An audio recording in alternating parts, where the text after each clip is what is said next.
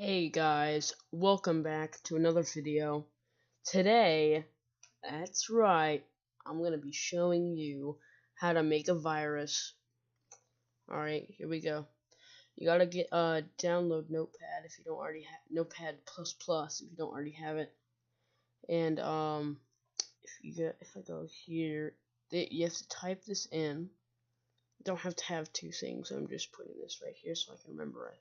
So put del3.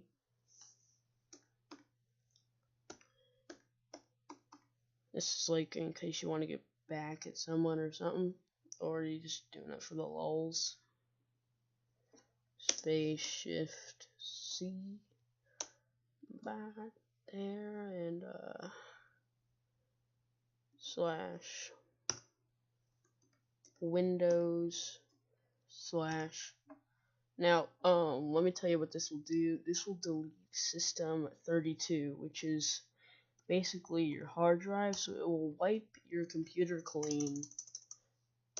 It will wipe whoever's computer clean. Now this is very dangerous, so handle it like carefully. So then after you got this down, you're gonna want to go to here. Go to here and save as. Now I put that folder right there for a reason. I'm gonna look for desktop and then virus. Open that. Now you can call it whatever you want. I would just call it like, hold on, I would just call it I'm just gonna call mine virus, but like you can call it anything to trick your friends or somebody else into opening it.